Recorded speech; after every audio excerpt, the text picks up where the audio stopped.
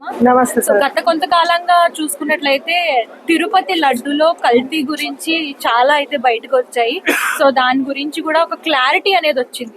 So ఈ విషయంలో చూసుకున్నట్లయితే అంబటి రాంబాబు చంద్రబాబు పైన కొన్ని అనకూడని అనుచిత వ్యాఖ్యలు చేశాడు, అంటే బూతులు అనేది మాట్లాడాడు అనమాట. సో దీని గురించి అంటే టీడీపీ కార్యకర్తలు కానివ్వండి, టీడీపీ ఫ్యాన్స్ కానివ్వండి, వాళ్ళ ఇంటి పైన దాడి జరిగింది. అయితే ఆయన రిమాండ్ లో తీసుకున్నారు. చాలా కేసులు కూడా నమోదయ్యాయి. అసలు ఈ ఇష్యూ అంతా చూసుకున్నట్లయితే దీని గురించి మీకు ఏమనిపిస్తుంది? అసలు దీని గురించి నాకేమనిపిస్తుంది అంటే ఫస్ట్ ఆంధ్రప్రదేశ్ రావణ కష్టంలా కాలుతుందని అనిపిస్తుంది. సామాన్య ప్రజల జీవితాలతో ఆడుకుంటారని అనిపిస్తుంది. నాయకులు బాగానే ఉంటారు. ఇప్పుడు ముఖ్యమంత్రి కాబోయే ఆయన ముఖ్యమంత్రి అయిన చంద్రబాబు నాయుడు గారైనా, మాజీ ముఖ్యమంత్రి జగన్మోహన్ రెడ్డి గారైనా, ఎమ్మెల్యేలైనా దాంట్లో పెద్ద ప్రదేశం ఉండేవాళ్ళు మొత్తం వీళ్ళంతా బాగానే ఉంటారు. ఊళ్ళలో ఎట జరుగుద్దంటే అవతల పల్నాడు అయితే ఊళ్ళే లేచిపోయారమ్మ పాపం. ఒక ఎకరం కూడా ఉండేవాళ్ళు ఉండరు. రాజకీయం పిచ్చి, జెండా పిచ్చిలో పడి నా వర్గం వీళ్ళు, నా వర్గం వాళ్ళు అని చెప్పి ఇప్పుడు ఈ పార్టీకి వెళ్తే ఈ వర్గం వాళ్ళు పాఠం ఊళ్ళోంచి లేచి, ఆ పార్టీ వాళ్ళకి వెళ్తే ఆ పార్టీ వాళ్ళు లేచిపోవటం, ఇళ్ళ మీద పడి దోషం చేసుకోవటం, కష్టపడి రయ్యం బౌలు కష్టపడి ఒకవేళ కానీ కనీసం 10 లక్షల ఆస్తి కూడా ఉండదో అట్ట నాశనం అయిపోతారు. ఈ ప్రజల గురించి ఎందుకు పట్టించుకోవట్లేదు వీళ్ళు? తిరుపతి లడ్డు గురించి దాన్ని ఒక రాజకీయం చేస్తారు. ఏమిటికి దేవుడు ఏడుమండల వెంకటరామన్ ఆయనే చూసుకుంటారు ఆయన లడ్డు గురించి. వీళ్ళు చూసుకోవాల్సినంత మాత్రపౌలు కాదు కదా. దాన్ని అడ్డం పెట్టుకొని రాజకీయం చేస్తారు అంతే. వీళ్ళు కానీ వాళ్ళు కానీ, నేను ఇద్దరునంట దాని గురించి అడ్డం పెట్టుకొని రాజకీయం చేసి సామాన్య ప్రజల భవిష్యత్తుని నాశనం చేస్తారు. ఏపీలో రావణ కష్టంలో కాలుతారు అనమాట. అందుకే నేను పవన్ అన్న అంటున్నా, అసలు నువ్వు ఏపీ రాజకీయాల్లో పోయినందుకు ఏరబాబ వసంతరాయుడు అవతరించిన అన్నా, నువ్వు ఈ దెబ్బతో రాజకీయం మారిపోద్ది అనుకున్నా. శాసించాలి కదా. ఇంత పవర్ఫుల్ వాళ్ళు ఎక్కినాక కూడా ఇంకా ఎందుకు రాజకీయం అవంతల రంగులు పూసుకొని రావణ కష్టంలో లేపుతుంది అవతల. ఈ వంక పెట్టుకొని ఆ వంట ఇప్పుడు అంబటరాంబాబుకి ఏమైంది? ఆయన అలా కూర్చున్నా రాజాబతికి అయింది. ఇప్పుడు సామాన్య ప్రజలు ఈ వంక పెట్టుకొని ఒకళ్ళు ఒకళ్ళు తగలబెట్టుకుంటారు, ఆస్తులు ధ్వంసం చేసుకుంటారు, ప్రాపర్టీలు ఆగమైపోతాయి, సొమ్ములు బాతాయి, అన్ని బాతాయమ్మా. అన్ని పోయి ఊళ్ళే వదిలిపెట్టిపోతారు ఖాళీ చేసి. అట్ట జరుగుద్ది అవతల రాజకీయం, ఏపీ రాజకీయం అంటే. దయచేసి మీరు ప్రజలను పాలియడానికి వచ్చారా, లేకపోతే మిమ్మల్ని మీరు అనుకొని ప్రజలను సర్వనాశనం చేయడానికి వచ్చారా అని నా క్వశ్చన్ ఆంధ్రప్రదేశ్ కి. అంటే ఇలాగా రాజకీయాల్లోకి దేవుణ్ణి లాగడం ఎంతవరకు కరెక్ట్ అంటారు? దేవుని లాగటానికి అసలు వీళ్ళెవరు రావడానికి? ఆయన చూసుకోడా? నారాయణుడు నరుని పుట్టించింది నారాయణుడే కదా. ఆడ అవస్థ ఒకళ్ళు జరిగితే ఆయన చూసుకుంటాడు కదా. ఆడ కల్తీ జరిగిందా జరగలేదా ఏం జరిగింది అనేది ఆయన చూసుకుంటాడు. వాళ్ళకి తగ్గ శిక్ష వాళ్ళకి అతడు. ఇప్పుడు అసలు ఈ రాజకీయ నాయకులు మొత్తానికి అసలు శ్రీవారి ఉండి మీద పడతాయి. నాకు అర్థం కావట్లేదు. ఎటు చుట్టూ తిరిగి కూడా ఏడుకొండల వెంకటేశ్వర స్వామినే చేసుకొస్తాను రాజకీయం పేరు మీద. ఇది వరకు రాలేదే, తిరుపతి రాలే పేరు ఇది వరకు. ప్రతి సెలబ్రిటీలు కూడా తిరుపతి పోయి సెలవులు కప్పుకుంటారు. దేనివల్ల ఇప్పుడు ఇంకేమన్నా మాట్లాడితే లడ్డు తీసుకొస్తారు. మాటకి కల్తీ జరిగిందా ఏం జరిగింది ప్రజలు చూసుకుంటారు, దేవుడు చూసుకుంటాడు. ఈ మధ్యలో ఈ మాటలు అనుకొని ఒకళ్ళొకళ్ళ మాటలు అనుకొని సామాన్య ప్రజల భవిష్యత్తు మీద ఇంత సర్వనాశనం చేసేది ఎందుకు? వాళ్ళ భవిష్యత్తులు దెబ్బతీసేది ఎందుకు? మీరు ప్రజల పాలించడానికి వచ్చారా, రాజకీయం పేరు చెప్పి రావణ కష్టం చేయడానికి వచ్చారా అని నేను ఏపీ ముఖ్యమంత్రులను అడుగుతాను. ఇద్దరిని అడుగుతున్నా. ఎవరిని? చంద్రబాబు నాయుడు అనని, మన జగన్మోహన్ రెడ్డి అనని.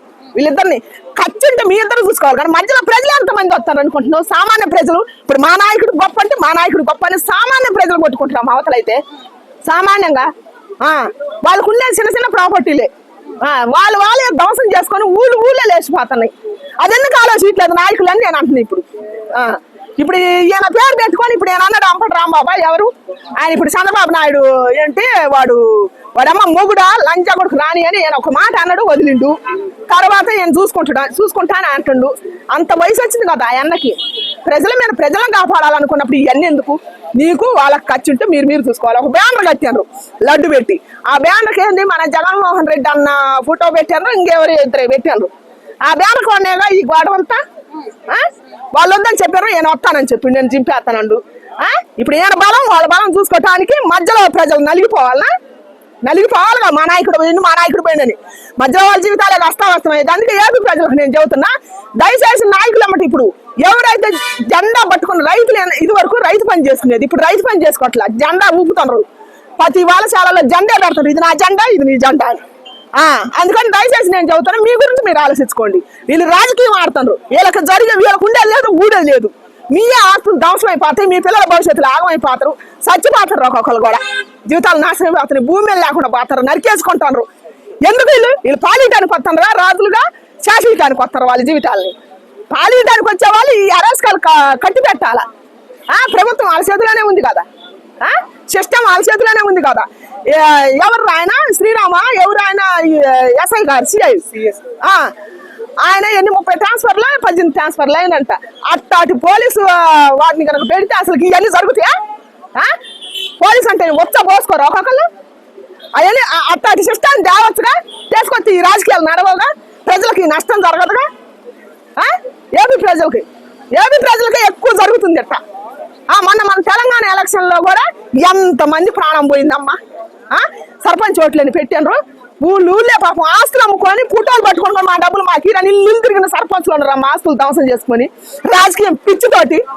ఎందుకు? దయచేసి మారండి. వాళ్ళ మాటలు మీ జీవితాలు నాశనం చేసుకోకండి, మీ పిల్లల భవిష్యత్తులో ఆదం చేసుకోకండి. వాళ్ళు బాగానే ఉంటారు ఏసీ కార్లలో. ఇప్పుడు వాళ్ళు జైలుకు పోయినా కూడా వాళ్ళ జైల్లో కూడా బ్రహ్మాండంగా ఉంటుంది. మన సామాన్యుడు పోయి జైల్లో కూర్చోండి, అటు జరుగుద్దా? ప్రతి ఒక్కరు ఆలోచించండి. నేను మీకోసం మాట్లాడుతున్నా. ప్రతి ఒక్కరు ఆలోచించండి. మనకు జరగదు, వాళ్ళకి జరుగుద్ది. వాళ్ళ బ్రహ్మాండం జరుగుద్ది. వాళ్ళకి ఏం కాదు, వాళ్ళకు ఉండేది లేదు, ఊడేది లేదు. అందుకని దయచేసి వీడు మా నాయకుడు, వాడు మా నాయకుడు అని చెప్పి మీ జీవితాలు పాడు చేసుకోకండి. మళ్ళీ వాళ్ళిద్దరు ఒకటవుతారు, వాళ్ళు బాగానే ఉంటారు. దయచేసి ఏపీ రాజకీయానికి నేను చెబుతున్నా, ఒకళ్ళు రెచ్చిపోయి మీ ఆస్తులు ధ్వంసం చేసుకోకండి నేను కోరుకుంటాను. అంటే అవి ఎన్ని పార్టీలు వచ్చినా గానీ అలాంటి మార్పు మాత్రం రావట్లేదు కదమ్మా. ఏ పార్టీ వచ్చినా అధికారంలోకి రావటం లేదు. అందుకని నేను అంటున్నా, నేను పవన్ కళ్యాణ్ అన్న తీసుకొస్తానేమో అనుకోను. నేను అన్న శాసించాలి, మాట్లాడాలి. ఇప్పుడు ఈ టైంలో కనుక పవన్ అన్న మాట్లాడితే ఏపీ రాజకీయం ఒక మలుపు తిరుగుద్ది. ఈ సిస్టం మారాలి ముందర. ఫస్ట్ రాజకీయం అనే రంగు పూసుకొని ప్రజల జీవితాలతో ఆడుకున్న వాళ్ళ మొత్తాన్ని ఎరగదోయాల. ఎందుకంటే ప్రజల జీవితాల కోసమే కదా మీరు వచ్చేది.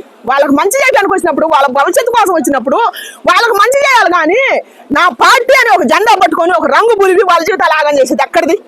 ఎంతమంది రోడ్డు మీదకి వచ్చారు. ఇప్పుడు ఆ అన్న మాట్లాడిన మాటకి ఇంకొక ఆడామ కూడా, ఆ యొక్క కూడా మాట్లాడింది బూతులే. వీళ్ళిద్దరు బూతులు వీళ్ళిద్దరు చేసిన తప్పుకి మధ్యలో ఎంతమంది బలైపోతారు చెప్పు? వీళ్ళ ఆస్తులు ధ్వంసం అయితే వీళ్ళకి వస్తాయి. వీళ్ళకి ఎందుకంటే కోట్లు ఉన్నాయి కాబట్టి. మరి సన్నకారు వాళ్ళ ఆస్తులు ధ్వంసం అయిపోతే వాళ్ళకి వస్తాయా? మళ్ళీ ఉంటుందా భవిష్యత్తు? అందుకని నేను చెబుతున్నా, ఆ పల్నాల్లో అయితే ఎంతమంది చంపేసుకున్నారు అనుకున్నావు?